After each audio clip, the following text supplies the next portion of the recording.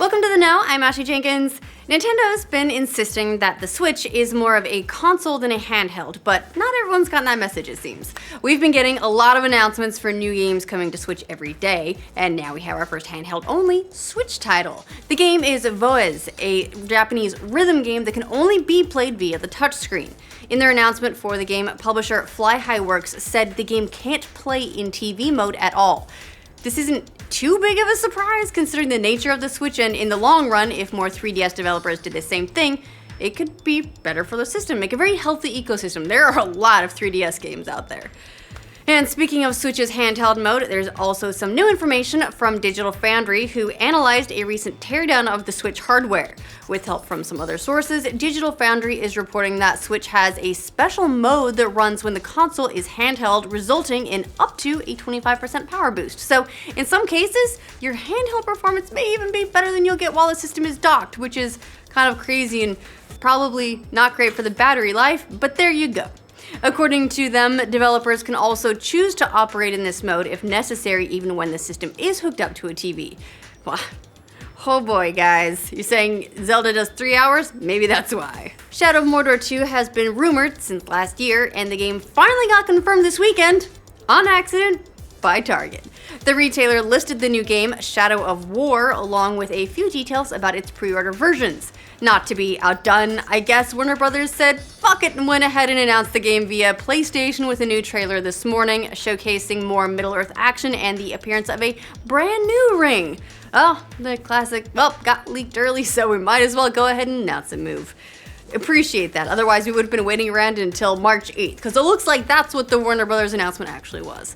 Shadow of War will be officially releasing on August 22nd, and hopefully we'll get so much more of that Nemesis system goodness. GameStop recently came under fire for its controversial Circle of Life initiative, a program that measured employee performance based on a ratio of used sales to new sales.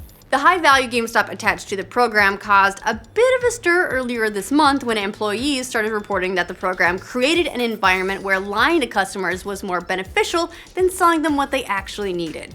GameStop responded to the controversy when it happened, but now it seems like they're stepping things up. Kotaku is reporting that the program will change next week so that individual employee scores will no longer be monitored.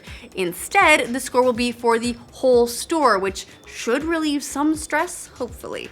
In addition, the Circle of Life program will also track new game sales. Before, the ratio of new game to old game sales tended to work in a way that kind of published employees for selling new merchandise, which is an interesting choice. Now, if they will just please stop asking me to pre-order strategy guides. Nobody wants those. Ubisoft talked up the Assassin's Creed movie like crazy before its release, and now it seems like they've had a big old dose of reality. The company is now considering rebooting the film franchise, according to a new survey sent out to fans, after just one movie. Can you reboot after just one, or are they standalones at that point? Several questions in the survey point to Ubisoft being willing to ditch just about everything from the last movie so they can start all over again. I mean, maybe they actually took that 18% Rotten Tomatoes score to heart. In other Assassin's Creed news, screenshots surfaced on Reddit, which may be from the heavily rumored Assassin's Creed Empire, believed to be set in Egypt. If the screenshots are real, they certainly lend credibility to that being true, as it looks like the character is about to enter what might be a pyramid or tomb. Of course, we won't have any confirmation if this is real until Ubisoft actually announces the next Assassin's Creed game, or because it's an Assassin's Creed game until it just leaks like crazy. But fingers crossed for an official E3 reveal this year, yeah? Get ready for some spicy interspecies coitus, Pathfinders. According to BioWare General Manager Aaron Flynn, the game's ESRB rating for Mass Effect Andromeda has been upgraded from partial nudity to full nudity. Later in the same thread on Twitter where this was revealed, Flynn went so far as to call the game totally softcore space porn. Yep, sign me up. We always knew that Mass Effect would have some high-quality alien banging, but who knew it would be so gratuitous? It should be noted that the ESRB hasn't officially listed Mass Effect Andromeda's rating as of yet, so there is always a chance that this rating could change. The big question remaining, of course, is which species naughty bits we actually get to see, and how weird will that be? There have been rumors of Shenmue 1 and 2 getting HD remasters for a while now, and those rumors got a boost recently. Quoting a source close to developer Atlas, Rise Digital says both games may be released together rather than separately, and they could hit retailers later this year.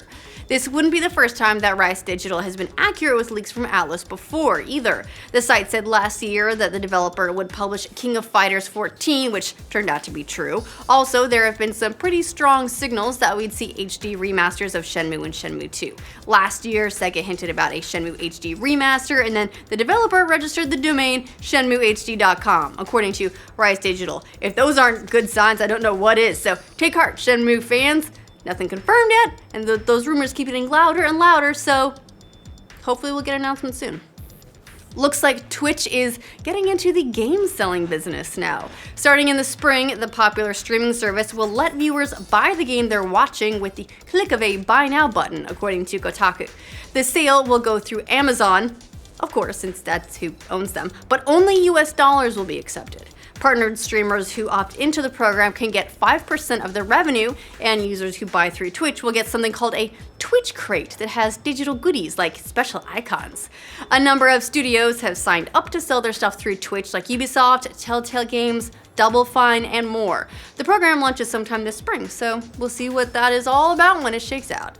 Now, if you're curious about what the Uncharted movie will be about, you're not alone. Apparently, nobody from Naughty Dog has seen the script, according to a tweet from Uncharted writer Neil Druckmann, and they don't necessarily support it either. Druckmann went on to quote the writer of the movie, Joe Carnahan, who implied that Naughty Dog was happy with the script. In response, Druckmann said, "We know nothing about the film, wish he'd stop implying that he has our support." Ouch. Plans for an Uncharted movie have floated around for years now, with various people attached to the project, but it took a step forward earlier this year when Carnahan posted a picture of his completed script on Instagram. In an interview with Coming Soon, Carnahan said the script is R-rated and is faithful to the game. He said, "They swear in the game, they're kind of foul-mouthed, and I kept all that stuff intact, and I definitely didn't write it as a PG-13 movie. I wrote it the way that movie should be written." So no word yet on when the production of the movie might actually start, but we'll keep our eyes on it, because apparently swearing is all you need to be an authentic Uncharted movie. Speaking of movies, we never thought we'd say this, but Suicide Squad now has as many Oscars as Stanley Kubrick does. Yeah, the controversial, to say the least, supervillain team-up movie actually won the Oscar it was nominated for Best Hair and Makeup, which immediately led to a ton of jokes online about how Suicide Squad now has more Oscars than a lot of much better movies like Do the Right Thing, Boogie Nights, Taxi Driver, Shawshank Redemption, to name a few. And as someone pointed out on Twitter, it also has more Oscars than the entire Marvel universe put together. So take that, Marvel. I guess you'll have to settle for making boatloads of cash instead. Speaking of insane things that happened recently, a speedrunner has finally beat all 714 original Nintendo games after 3 years of trying. Piotr Delgado Kusilchik, aka the Mexican runner, finally completed the task yesterday when he finished Super Mario Bros. 3. Needless to say, the speedrunner had to master a variety of genres to accomplish his task. Some of his toughest challenges were obscure games like the Miracle Piano Teaching System, which required him to teach himself to play piano. For games like Tetris without strict win conditions, he played until the game started looping or until there was no way to make further progress, according to Kotaku. In all, it took him more than 900 days to achieve the feat. And as far as we know, he's now the first person to play all 714 games to completion. Take a break, dude. You've earned it. And then let's go ahead and start on Super Nintendo. And now, some sad news from Hollywood. Bill Paxton, who was famous for his roles in movies like Twister, Titanic, and even, yes, Revenge of the Nerds, has died. TMZ said he suffered a stroke after complications from a heart surgery.